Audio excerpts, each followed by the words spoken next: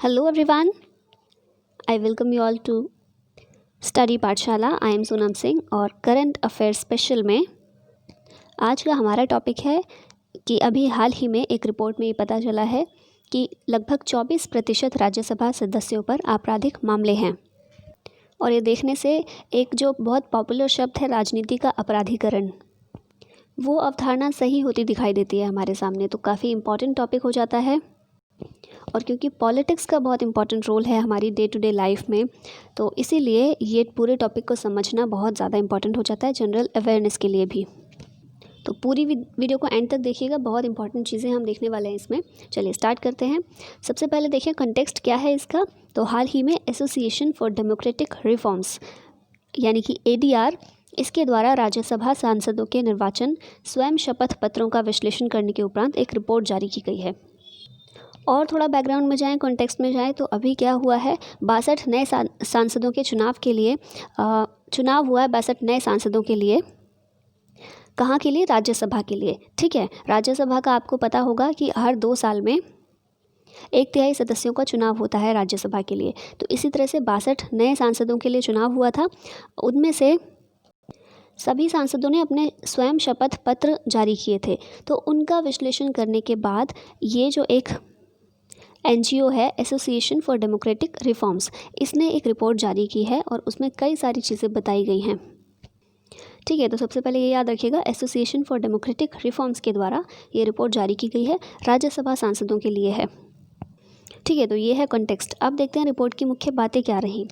तो रिपोर्ट में कुछ बहुत इंपॉर्टेंट पॉइंट्स बताए गए हैं, जैसे कि राज्यों और केंद्र शासित प्रदेशों का प्रतिनिधित्व करने वाले 233 राज्यसभा सदस्यों में से 229 सदस्यों का डेटा का विश्लेषण किया गया है। इससे ज्ञात हुआ है कि कुल 54 सांसद अथवा 24% सदस्यों ने अपने ऊपर चल रहे आपराधिक मामलों को घोषित किया है। ठीक है, मतलब राज्यों और केंद्र शासित प्रदेशों के लगभग 233 सदस्यों के डेटा का विश्लेषण किया गया है, जिसमें से 24% सदस्य ऐसे हैं जिन्होंने खुद घोषित किया है अपने ऊपर चल रहे आपराधिक मामलों के बारे में। 229 सदस्यों में से 28 या 12% सदस्यों ने अपने ऊपर गंभीर आपराधिक मामलों की घोषणा की है। और इन 229 सदस्यों में से 203 या 89% सदस्यों ने 1 करोड़ से अधिक की निजी संपत्ति घोषित की है। तो ये तो ओवरऑल जो विश्लेषण किया गया है उसके बारे में बताया गया। अब आगे हम बात करेंगे कि जो 62 नए चुनाव हुए हैं, इनमें से क्या क्या आंकड़े सामने निकल कर आए हैं। तो सबसे पहले पार्टी आधारित आंकड़े बताए गए हैं। इस ADR की रिपोर्ट के अनुसार भाजपा के 18 सांसदों में से 2, कांग्रेस के 9 सांसदों में से 3, NCP के दोनों सांसद, ये जो 62 चुने गए हैं ना, उनकी बात हो रही है। YSR कांग्रेस के 4 में से 2 सांसदों ने अपने हलफनामे में आपराधिक मामलों की पुष्टि की है। इसी तरह तृणमूल कांग्रेस यानी कि TMC, बीजू जनता दल, द्रविड़ मुनेत्र कड़गम, राष्ट्रीय जनता दल, जनता दल यूनाइटेड, RPIA के एक सहित इन सभी के अलावा एक निर्दलीय सांसद ने भी आपराधिक मामलों की पुष्टि की है। तो ये सभी पार्टी आधारित आंकड़े बताए गए हैं कि लगभग हर एक पार्टी से कम एक सांसद तो ऐसा था जिसने अपने ऊपर आपराधिक मामले की पुष्टि की है। अब राज्य आधारित आंकड़े देखे जाएँ तो कौन से राज्य के ज़्यादा सांसद आपराधिक मामलों में संलिप्त पाए गए हैं, तो इस रिपोर्ट के अनुसार महाराष्ट्र से सबसे अधिक 7 में से 4 सांसद आपराधिक मामलों का सामना कर रहे हैं। ठीक है, तो महाराष्ट्र में सबसे ज़्यादा। इसी प्रकार बिहार के 5 में से 2, तमिलनाडु के 6 में से 1, पश्चिम बंगाल में 5 में से 1, आंध्र प्रदेश में 4 में से 2, गुजरात में 4 में से 1, मध्य प्रदेश के 3 में से 1, राजस्थान में 3 में से 1, झारखंड के 2 सांसद और असम के 1 सांसद के खिलाफ मामले दर्ज हैं। ठीक है, तो राज्य आधारित आंकड़े में याद रखिएगा, महाराष्ट्र से सबसे अधिक हैं, 7 में से 4 सांसद। फिर संपत्ति की बात भी की गई है, इसमें संपत्ति का विश्लेषण भी किया गया है कि कौन से सांसद के पास कितनी अधिक संपत्ति है। तो इस रिपोर्ट के अनुसार 62 नए राज्यसभा सांसदों में से 84% सांसदों के पास यानी कि 62 में से 52 सांसद करोड़पति हैं। और इनमें फिर ओवरऑल सांसदों की बात की गई है कि सबसे ज़्यादा संपत्ति किसके पास है, सबसे अमीर कौन है। तो आंध्र प्रदेश से चुने गए YS कांग्रेस के अल्ला अयोध्या रामी रेड्डी, ये सबसे अमीर सांसद हैं। ठीक है, उनके पास करीब 2577 करोड़ की संपत्ति है। और सबसे कम का भी यहाँ डेटा दिया गया, याद रखिएगा। मणिपुर से निर्वाचित भाजपा सांसद महाराजा संजा ओबव लिशेम्बा की संपत्ति सबसे कम है। इनकी संपत्ति लगभग 5 लाख ₹48,594 है। ठीक है, तो ये संपत्ति से रिलेटेड कुछ आंकड़े बताए गए हैं कि 62 जो नए राज्यसभा सांसद चुनकर आए हैं, इनमें से 84% ऐसे हैं जो करोड़पति हैं। अब उम्र संबंधी आंकड़े बताए गए हैं कि उम्र किस तरह की है। तो रिपोर्ट के अनुसार सबसे अधिक उम्र के सांसद कौन है? जेडीएस नेता और हमारे पूर्व प्रधानमंत्री एचडी देवगौड़ा। सबसे कम उम्र की सांसद पश्चिम बंगाल की मौसम नूर, 40 वर्ष इनकी उम्र है। और 32 सांसदों की उम्र 30 से 60 और 30 सांसदों की उम्र 60 से लेकर 87 के बीच है। ठीक है, तो ये कुछ उम्र संबंधित आंकड़े बताए गए हैं। फिर अभी हम देख लेते हैं कि जो हम चुनावों की बात करें, 62 सांसदों के लिए चुनाव हुआ था, तो ये किन राज्यों में से चुनाव हुए थे ये? तो ये महाराष्ट्र से 7 सीट के लिए हुआ था, तमिलनाडु की 6, बिहार और पश्चिम बंगाल की 5-5, ओडिशा और कर्नाटक की 4-4, असम की 3, छत्तीसगढ़, हरियाणा, तेलंगाना और हिमाचल प्रदेश की 2-2 सीटों पर निर्विरोध निर्वाचन हुआ था। इसी प्रकार आंध्र प्रदेश और गुजरात की 4-4, मध्य प्रदेश और राजस्थान की 3-3, झारखंड की 2 और मणिपुर, मिजोरम और मेघालय की 1-1 सीट पर चुनाव हुआ था। और इन चुनावों के नतीजे निकल कर आए, 62 सांसद चुनकर आए और उन्हीं की जो स्वयं शपथ पत्र था उसी का विश्लेषण करने के बाद ये सभी आंकड़े हमारे सामने आए हैं। अभी हम एक इम्पॉर्टेंट चीज़ देख लेते हैं कि ये जो आपराधिक मामलों के बारे में बात की जा रही है, इस संदर्भ में सर्वोच्च न्यायालय के प्रयास क्या क्या रहे हैं अब तक। तो सबसे पहला जो मामला आया था सर्वोच्च न्यायालय के सामने, पब्लिक इंटरेस्ट फाउंडेशन बनाम भारत संघ 2018 का मामला है। इस मामले में सभी राजनीतिक दलों को अपने उम्मीदवारों के खिलाफ लंबित सभी आपराधिक मामलों को घोषित करने और प्रकाशित करने के लिए अनिवार्य किया गया था। और उस समय काफ़ी न्यूज़ में भी था, क्योंकि बहुत इंपॉर्टेंट कदम था कि सभी राजनीतिक दलों को अपने उनके उम्मीदवारों के खिलाफ जितने भी आपराधिक मामले लंबित हैं उन सभी को उजागर करना है, उन सभी को बताना है। फिर दूसरा जो हमारे पास केस है वो है एसोसिएशन फॉर डेमोक्रेटिक रिफॉर्म्स, जिसकी हम बात करें एडीआर बनाम भारतीय संघ 2002 का ये केस है। इस मामले में सभी उम्मीदवारों को रिटर्निंग ऑफिसर के समक्ष उनके खिलाफ लंबित आपराधिक मामलों की सूचना देते हुए एक हलफनामा दाखिल करने के लिए अनिवार्य किया गया। और इसी वजह से जो हम देख रहे हैं ना, रिपोर्ट आई है विश्लेषण करने के बाद, तो इसीलिए क्योंकि ये अनिवार्य किया गया था सुप्रीम कोर्ट के द्वारा।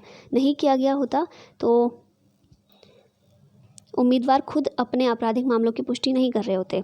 फिर नेक्स्ट हम देखते हैं पीयूसीएल बनाम भारतीय संघ 2013 का ये मामला है। इस मामले में उच्चतम न्यायालय ने चुनाव में नेगेटिव वोट डालने हेतु नागरिकों के संवैधानिक अधिकार को बरकरार रखा। यानी कि नोटा का बटन जो हम दबाते हैं, नन ऑफ द अबव, वो हमारा नेगेटिव वोट है ना। वो जो नोटा का ऑप्शन है वो ये दिखाता है कि हमें जितने भी उम्मीदवार हैं उनमें से कोई भी पसंद नहीं है। और ये किस लिए किया गया? इसलिए किया गया क्योंकि ऐसा हो सकता है ना कि सभी पार्टीज़ का एक जगह से कोई भी उम्मीदवार खड़ा है, सभी पार्टीज़ के जो उम्मीदवार खड़े हैं वो सभी आपराधिक मामलों में कहीं ना कहीं से लिप्त हों। क्योंकि हमने पार्टी आधारित आंकड़े देखे थे ना कि हर एक पार्टी का कम से कम एक उम्मीदवार ऐसा तो है जो आपराधिक मामलों में लिप्त है।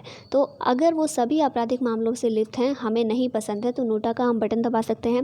नोटा का यूज़ कुछ नहीं होता, कहा जाता है कुछ यूज़ नहीं होता, लेकिन नोटा ऑप्शन इसलिए लाया गया था ताकि नोटा ऐसा हो सकता है ना कि किसी एक क्षेत्र से किसी भी उम्मीदवार को बहुमत ना मिले, नोटा के वोट्स हैं वो ज़्यादा हो जाएं, और ऐसा देखने को मिला भी है। तो ऐसे में जो पॉलिटिकल पार्टीज़ हैं, सिर्फ एक पार्टी नहीं बल्कि जितनी भी पॉलिटिकल पार्टीज़ हैं, वो सभी को ये सोचने पर मजबूर होना पड़ेगा वहाँ पर कि हमें ऐसा उम्मीदवार खड़ा करना चाहिए जो कि लोगों की पसंद का हो, जो कि आपराधिक मामलों में लिप्त ना हो। ठीक है, तो इसीलिए नोटा एक नैतिक दबाव और एक नैतिक उत्तरदायित्व के रूप में लाया गया था। वो कोई ऐसा ऑप्शन नहीं है जिस पर प्रत्यक्ष रूप से कोई कार्रवाई होती हो। ठीक है, तो ये नोटा का ये जो ऑप्शन है इसे 2013 के इस मामले में बरकरार रखा गया था। फिर नेक्स्ट हमारे सामने आता है लिली थॉमस बनाम भारतीय संघ 2013 का मामला है ये। इस मामले में जनप्रतिनिधित्व कानून की धारा 8 का क्लॉज 4 को असंवैधानिक घोषित किया गया। इस धारा में दोषी सांसदों को उच्च न्यायालय में दोष सिद्धि के विरुद्ध अपील दायर करने और सज़ा पर स्टे प्राप्त करने के लिए 3 महीने की अवधि की अनुमति दी गई थी। फिर नेक्स्ट केस हम देखते हैं पब्लिक इंटरेस्ट एंड अदर्स बनाम भारत संघ 2014 का मामला है ये। इस मामले में सभी अधीनस्थ न्यायालयों को निर्देश दिया गया कि वे 1 साल के भीतर सांसदों और विधायकों से संबंधित मामलों पर निर्णय दें या निर्णय न दे पाने की स्थिति में उच्च न्यायालय के मुख्य न्यायाधीश को कारण बताएं। क्योंकि हमने देखे बहुत सारे ऐसे मामले हैं जो लंबित हैं, है ना, आपराधिक मामले लंबित हैं। तो लंबित होना तो फिर जो जनता है उनके सामने कन्फ्यूजन क्रिएट कर देता है कि आपराधिक मामले लंबित हैं, अब पता नहीं इन्होंने अपराध किया है या नहीं किया है। अगर ये चीज़ बहुत जल्दी सामने आ जाए और फैसला हो जाए कि अपराध किया है या नहीं किया है, तो हम लोग भी फैसला ले सकते हैं कि वोट करना है या नहीं करना, या फिर इस इंसान को चुनकर वहाँ जाना चाहिए या नहीं जाना चाहिए।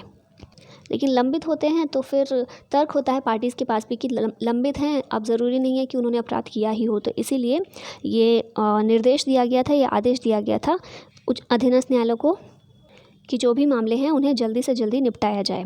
ठीक है, और फिर लास्ट हम देखते हैं फरवरी 2020 में उच्चतम न्यायालय ने सभी राजनीतिक दलों के लिए आपराधिक पृष्ठभूमि के उम्मीदवारों को चुनने और गैर आपराधिक पृष्ठभूमि के उम्मीदवारों को नहीं चुनने के कारणों को स्पष्ट करने का निर्देश दिया था। राजनीतिक दलों द्वारा उपरोक्त सूचनाएं प्रदान करने में विफल होने पर इसे न्यायालय की अवमानना समझा जाएगा।